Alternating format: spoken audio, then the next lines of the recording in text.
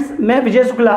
बेटा मैं आज एग्रीकल्चर के जो आपके एग्ज़ाम में जो आपके एग्ज़ाम में 2018 में या 17 में अप्रॉक्सीमेट जो क्वेश्चन पूछे गए थे, लगभग जो भी मेरे पास 12-15 क्वेश्चन हैं उनका मैं कलेक्शन आपको दे रहा हूँ। ठीक है, आज देखिएगा इसको और समझिएगा, जो आपके एग्रीकल्चर एग्ज़ाम में आते भी हैं ज़्यादा। देखिएगा, पहला क्वेश्चन है जिसको समझिएगा अच्छे से। एक क्वेश्चन दिया गया है, यदि x square plus 1/x square equal to 102 यानी 102 हो तो x माइनस 1/x का मान ज्ञात करिए। पहला क्वेश्चन है, समझिएगा अच्छे से। ये लिखा है x square plus 1/x square equal to 102। कैसे करते हैं समझिएगा। आपको निकालना है x माइनस 1/x की वैल्यू निकालनी है। किसकी वैल्यू निकालनी है? x minus 1/x। समझिएगा अच्छे से। ये लिखा है x square plus 1/x square. कुछ फार्मूले बता रहा हूँ मैं, अच्छे समझा रहा हूँ आपको। एक होता है x प्लस 1/x का whole square, a square plus b square plus 2a into B. ये कैंसिल आउट हो जाएगा तो आपका बनेगा x प्लस 1/x का whole square equal to x square plus 1/x square plus 2 को इधर भेज दीजिए। x प्लस 1/x का होल स्क्वायर माइनस 2, ये x square plus 1/x square की वैल्यू कब? जब प्लस की निकालनी हो, राइट। ऐसे बनाओगे तो बनेगा x माइनस 1/x का whole square, a square plus 1/b square, वही 1 स्क्वायर प्लस माइनस का 2ab minus 2a into B, cancel out. Minus 2 इधर भेज देंगे। x माइनस 1/x का whole square plus 2 equal to x square plus 1/x square. ये value आ जाएगी। जब माइनस का है तो ये फार्मूला, प्लस का है तो ये वाला formula. x square plus 1/x square की वैल्यू क्या है? 102। हमें निकालनी है x माइनस 1/x का होल स्क्वायर। हमें नेगेटिव वाला निकालना है कि नहीं निकालना है? कौन सा? नेगेटिव वाला। तो नेगेटिव वाला फार्मूला लगा दो। नेगेटिव का फॉर्मूला क्या है? x माइनस 1/x का जब होल स्क्वायर ब्रेक करेंगे, a square plus b square minus 2ab, cancel हो जाएगा, माइनस 2 बचेगा, right. Then x minus 1/x का whole square is equal to x square plus 1/x square की वैल्यू क्या है? 102 माइनस 2। x माइनस 1/x का whole square equal to 102 में 2 जाएगा, 100 बचेगा। और 100 का जब स्क्वायर हो गया, वर्गमूल लोगे तो x माइनस 1/x की वैल्यू जब वर्गमूल लेंगे 100 का वर्गमूल 10। ये आपका आंसर, x माइनस 1/x की वैल्यू 10। सपोज करो x square plus 1/x square की वैल्यू गिवन हो, x square plus 1/x square की वैल्यू गिवन है 98। आपसे पूछ रहा है x प्लस 1/x की वैल्यू, तब कैसे निकालेंगे? यहाँ प्लस की वैल्यू गिवन है, प्लस में पूछ रहा है, तब प्लस का फॉर्मूला लगाएंगे। प्लस का फॉर्मूला होगा x प्लस 1/x का whole square equal to x square plus 1/x square plus 2a into B, cancel out. x square plus 1/x square की वैल्यू 98 प्लस 2 ऐड करेंगे 100। अब x प्लस 1/x का whole square 100 है, यदि वर्गमूल लेंगे तो x प्लस 1/x की वैल्यू, इसका वर्गमूल लेंगे। x प्लस 1/x किसको? वही x का होल स्क्वायर की वैल्यू 100 है तो x प्लस 1/x 100 का वर्गमूल लेंगे तो 10 आएगा। ठीक है, मैं एक्चुअली क्वेश्चन को कवर कर रहा हूँ। यदि ये क्वेश्चन दिया है तो ये आंसर, इस टाइप का दिया हो तो ये आंसर। ठीक, फर्स्ट टाइप का क्वेश्चन मैं कवर कर दिया मैंने आपको एग्जाम में। मान लो माइनस का इसमें दिया गया था, यदि आपके में प्लस का आया तो कैसे करेंगे? तो यहाँ से दोनों कवर हो जाएंगे। ठीक है बेटा, नेक्स्ट देखिएगा। यदि आपसे पूछ रहा है 6p4 NPR का फॉर्मूला लगा लो, चाहे n factorial n minus r factorial, या फिर मैंने पढ़ाया है 6 के 4 स्टेप। 6 हर स्टेप में कम होता है, फैक्टोरियल में क्या होता है? कम। यदि दिया है 5 फैक्टोरियल यानी कि 5, फिर एक कम करोगे 4 3 2 1। n फैक्टोरियल दिया है तो n में कम करेंगे n माइनस 1, एक फिर कम करेंगे n माइनस 2। हर स्टेप में एक कम होता है। तो 6 के 4 स्टेप, 6 फिर एक कम करोगे 5, फिर एक कम करोगे 4, फिर एक कम करोगे 3। 6 पंचे 30, 3 चौको 12, 36, गुणा कर देना 360। इसका आंसर आया कि नहीं आया? अब यही दिया हो 6c2 तो 6 के 2 स्टेप, 6 इंटू 5 c कॉम्बिनेशन, तो 2 लगाया तो नीचे आएगा 2 फैक्टोरियल। जो भी दिया हो 6c3 तो 6 के 3 स्टेप, 6 1 5 फिर एक 4, नीचे 3 दिया है तो 3 फैक्टोरियल।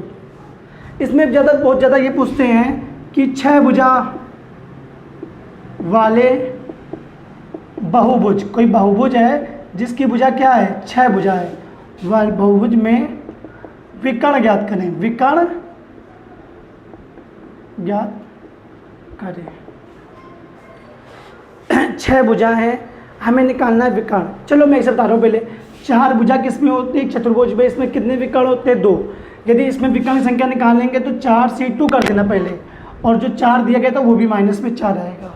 कैसे निकाल रहा हूँ मैं, निकाल रहा हूँ 4 के 2 स्टेप, 4 × 3 बटे में 2 फैक्टोरियल, माइनस का 4, 2 दूनी 4, 2 3 6, 6 माइनस 4 करेंगे 2 आ रहा नहीं आ रहा, ये आ गया चतुर्भुज में विकर्णों की संख्या। आपसे षष्ठभुज पूछना है, 6 भुजा बोले या फिर षष्ठ भुज। षष्ठ भुज में 6 भुजा होती हैं। विकर्णों की संख्या, विकर्णों की संख्या फॉर्मूला होता है, देखना nC2 - n। भुजा कितनी 6 है ना, तो लगा दो 6C2 - 6। सिंप्लीफाई करेंगे, 6 के 2 स्टेप, 6 × 5 बटे में 2 फैक्टोरियल माइनस 6। 2 फैक्टोरियल की वैल्यू 2 × 1 करना, 2 ही आएगी, 2 3 जा 6, 5 3 15, 15 माइनस 6, यानी कितने विकर्ण होंगे 9। ठीक है, ये कॉम्बिनेशंस में इंपॉर्टेंट क्वेश्चन है। एक इसका और इम्पॉर्टेंट है, वो भी बता दूं मैं। कॉम्बिनेशंस में एक बनता है NCX बराबर NCY दिया हो तो x + y = n। एग्जाम में आएगा NC4 = NC8, n का मान ज्ञात करें तो n की वैल्यू हो जाएगी, इनको जोड़ दो, 8 4 12। ये आपकी कॉम्बिनेशंस का ये क्वेश्चन है इंपॉर्टेंट। ठीक है बेटा, चलो फिर नेक्स्ट देखते हैं। नेक्स्ट दिया है 2 अंकों की संख्याएं, 2 अंकों की कितनी संख्या 3 से विभाजित है। 3 से 2 अंकों संख्या होती है 11 12 13, ये 2 अंक की है, लेकिन 3 से विभाजित, 3 चौको 12, 3 पचे 15, तो ये देखना पड़ेगा, 3 चौको 12, 3 पचे 15, 3 छंग 18, डॉट डॉट, लास्ट में कितनी है 99, है कि नहीं। अब हमें देखना पड़ेगा कितनी, जो ये कितने नंबर से जो 3 से डिविजिबल है, ये सब नंबर 3 से डिविजिबल है, 21 आएगा, 24 आएगा, ये निकालने हैं हमें, n की वैल्यू निकालनी। पहला पद 12, d निकालते हैं सार्वधातुक, दूसरा पद माइनस पहला पद घटा देंगे तो आएगा 3, अंतिम पद tn बोलो या l बोलो, ये दिया है 99। फॉर्मूला होता है tn = a प्लस का n - 1 × d। अंतिम पद दिया है 99, पहला पद है आपका 12 प्लस का n - 1, d की वैल्यू 3। ठीक है बेटा, ये आज काम करेंगे 99 99 12 प्लस 3 गुणा करो, 3n - 3 -3, 12 में 3 गया तो 12 में 3 घटा देंगे 9, 3n माइनस प्लस का 9, प्लस का 9 आएगा, माइनस का 9, ये हो जाएगा 90 = 3n। n की वैल्यू निकाले, काट दो, n की वैल्यू आ जाएगी 30। तो बेटा याद रखना कि एक फॉर्मूला होता है tn = a प्लस का n - 1 × d। ये अंतिम पद, ये पहला पद, ये पदों की संख्या, ये सार्वधातुक। इससे रिलेटेड मैं एक क्वेश्चन और बता दे रहा हूँ आपको जो इम्पोर्टेंट है। कभी आ जाए ABC AP में समांतर श्रेणी में, तो बीच का दुगना अगल बगल के योगफल के बराबर होगा। बीच का दुगना अगल बगल के योगफल के बराबर होगा। एक आपकी बुक में क्वेश्चन दिया था a + 1 a + 3, हाँ यही था अप्रॉक्सीमेट, ऐसे ही था। हमें a का मान निकालना है। जब ऐसा क्वेश्चन आ जाए a का मान निकालना है तो बीच में ये दिया, बीच का दुगना कर दो, इन दोनों का योगफल 4 प्लस का a + 3, मल्टीप्लाई कर देना 2a + 2, ये ऐड कर देना a + 7, a को यहाँ पे लाएंगे माइनस होगा, 2a में a गया, a प्लस का 2 उधर जाएगा, माइनस को 2, 7 में 2 जाएगा 5, a का मान क्या आएगा 5।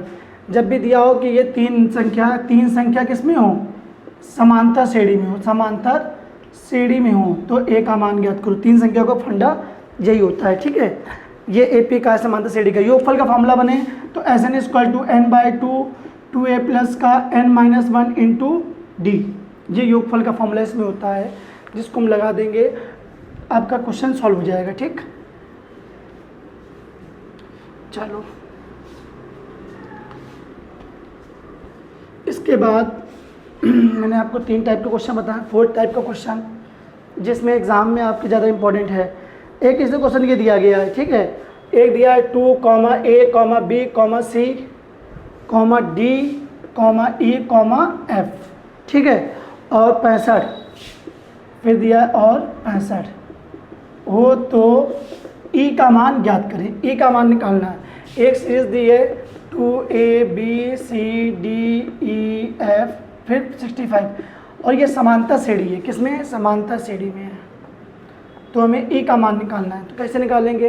सीरीज का पहला पद दिया है, अंतिम पद दिया है और पदों संख्या निकालो 1 2 3 4 5 6 7 8, पदों संख्या 8, पहला पद 2, अंतिम पद 65, फॉर्मूला लगा दो Tn equal to A plus का n minus 1 into D. Tn कितना है? 65, ए कितना है आपका? 2 प्लस का n कितना है आपका? सॉरी बेटा 8 में से -1 करेंगे 7d, 2 यहाँ पे आएगा माइनस का होगा 63 इक्वल टू 7d, 7 से कैंसिल करो 9, d की वैल्यू कितनी आ गई? 9, और d होता है सारवांतर, सारवांतर सब में जोड़ेंगे हम लोग, जे 2 लिखा है 2 में 9 जोड़ देंगे तो 9 2 11, a की वैल्यू 11, 11 में 9 जोड़ेंगे 20, b की वैल्यू 20, 20 में 9 जोड़ेंगे 29, c की वैल्यू, d में 9 जोड़ेंगे तो आएगा 38, ये d की वैल्यू, फिर 9 जोड़ देंगे तो समझना बेटा, हाँ 47 ये e की वैल्यू, फिर 9 जोड़ देंगे 56, ये आपकी f की वैल्यू, सारी वैल्यू निकल आई है a b c d e f।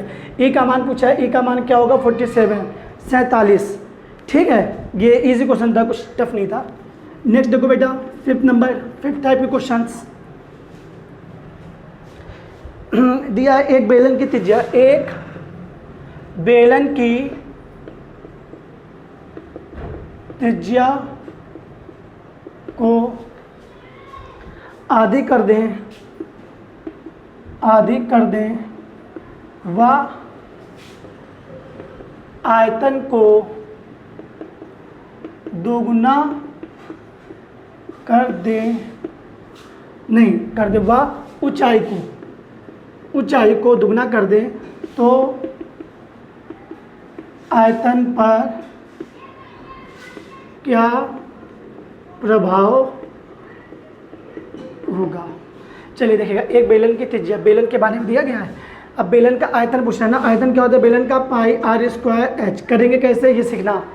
कह रहा है त्रिज्या को कितना करते हैं? आधी कर दें, त्रिज्या r है, आधी करोगे r/2 हो जाएगी, और ऊंचाई को दुगना कर दे, ऊंचाई कितनी h है, इसको दुगना करोगे 2h हो जाएगा, तब इसका आयतन निकालोगे तो आयतन इसका बनेगा पाई r स्क्वायर, यानी देखिए सही, इसका स्क्वायर करो, r²/2 का स्क्वायर करेंगे 4 इंटू h यानी 2h, कैंसिल कर दो तो पाई r² h, 2 2 जा 4 ना, अपॉन में 2 आ जाएगा, या हम लिखेंगे 1/2 पाई r² h। पहले आयतन कितना था? पाई r² h, अब हो गया 1/2, 1/2 मतलब होता है कि अब आयतन कितना हो गया? पहले से आधा, इसको बोलते हैं कि अब आयतन कितना हो जाएगा? आधा हो जाएगा, ठीक है। ये यहाँ पे आता कि बेलन की त्रिज्या को दुगना कर दें, त्रिज्या को दुगना कर दें। सपोज करो क्वेश्चन दिया है त्रिज्या को दोगुना व ऊंचाई को आधा कर दे, तब क्या होगा? तब पहले तो आयतन पाई r² h, जब त्रिज्या को दुगना कर दोगे 2r हो जाएगी, स्क्वायर करोगे 4r² h, आयतन कितना हो रहा है? आधा, यानी h/2, 2 2 जब कैंसिल तो आएगा 2 पाई r² h। जब ये कंडीशन करोगे, त्रिज्या को दुगना कर रहे हो, ऊंचाई को आधा कर रहे हो, तब ये 2 आगे लग रहा है, इसका मतलब आयतन पहले था पाई r², अब हो रहा है 2 पाई r², आयतन कितना हो रहा है? दोगुना हो रहा है, कितना होगा? दोगुना, ठीक। चलो नेक्स्ट,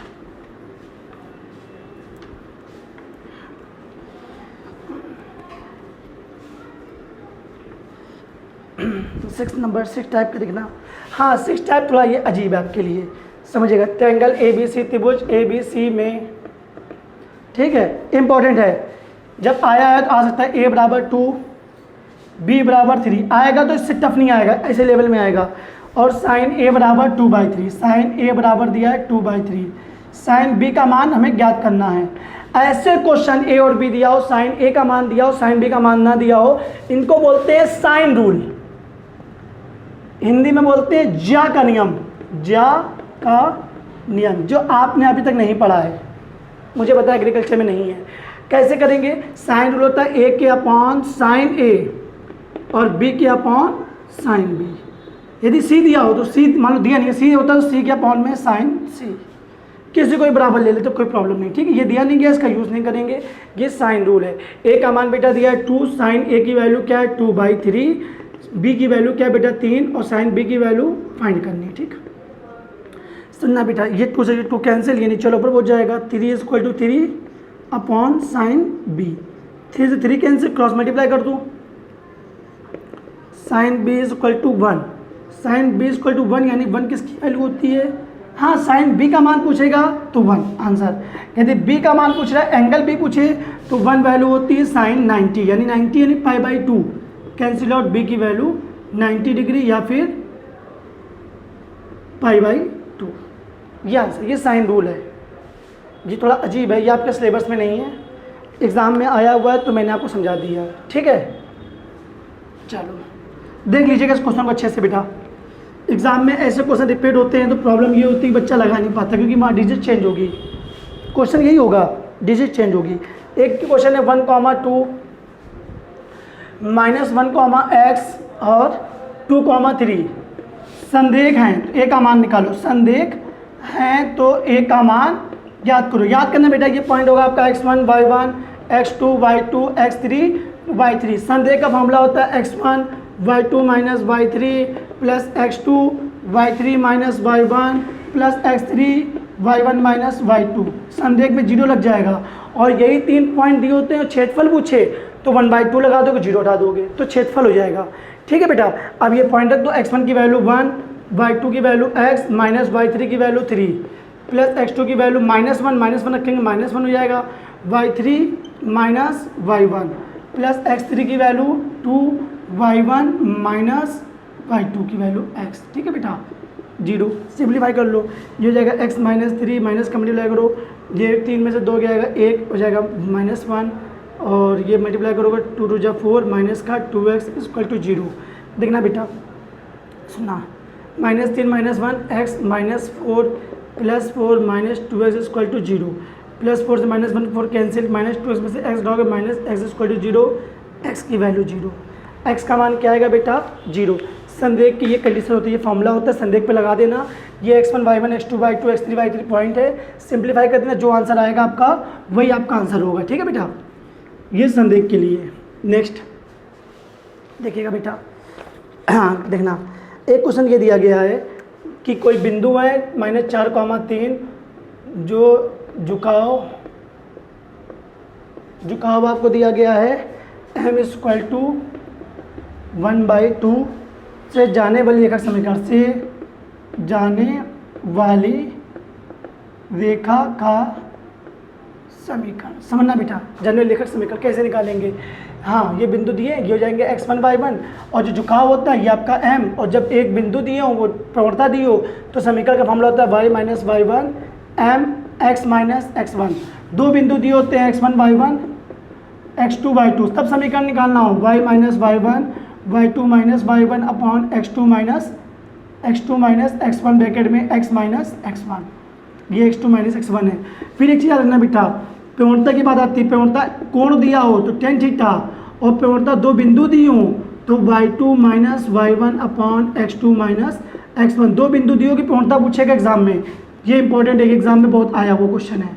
आपको दिया है 2,3 और 1,2 की प्रवणता निकालो, x1 y1 x2 y2, ये पॉइंट याद रख देना, प्रवणता निकल आएगी, ठीक है बेटा।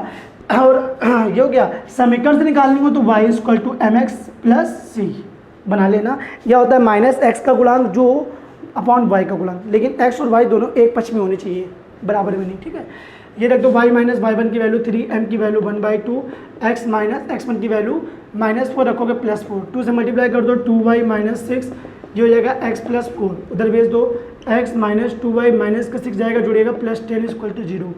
ये आपका समीकरण, ठीक है बेटा। नेक्स्ट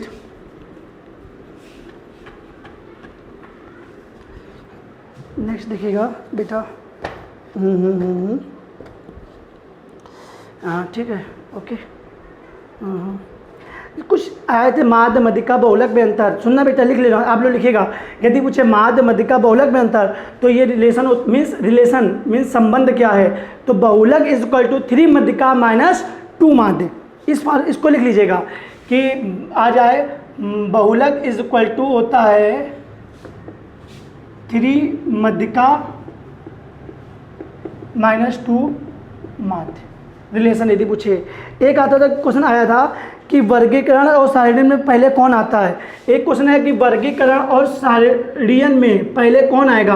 पहले सारणीयन का प्रयोग होता है, सारणी का पहले प्रयोग होगा, वर्गीकरण का बाद में प्रयोग होगा। ठीक है, ये दो क्वेश्चन आपके एग्जाम में कहीं ना कहीं ऐसे पूछे गए हैं, तभी मैं आपको ये डिस्कस करा रहा हूँ। ठीक है, ये 2 क्वेश्चन हो गए। फिर आप थोड़ा देखिएगा, बता रहा हूँ बेटा। हाँ, माध्य विचलन, माध्य विचलन न्यूनतम किस में होगा, न्यूनतम किस में होगा, किस में होगा। तो ये एग्जाम में आया हुआ था, सबसे न्यूनतम होता है हरात्मक माध्य में, माध्य विचलन न्यूनतम होगा।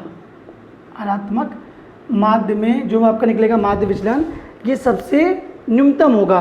फिर एक क्वेश्चन आया था परीक्षण का प्रयोग यहाँ, जब प्रतिदर्श का आकार 30 सेकेंड हो। ठीक है, टी परीक्षण का, टी टेस्ट आपके एग्जाम में आया वो क्वेश्चन है। अभी 2018 में लगभग क्वेश्चन आए थे वर्ष प्रॉब्लम के, तो वही मैं क्लियर कर रहा हूँ। टी टेस्ट में प्रयोग होता है, टी टेस्ट में प्रयोग किस, टी टेस्ट का प्रयोग यूज हम लोग किस लिए करते हैं। ठीक है, जब प्रतिदर्श का आकार 30 से कम हो, जब प्रतिदर्श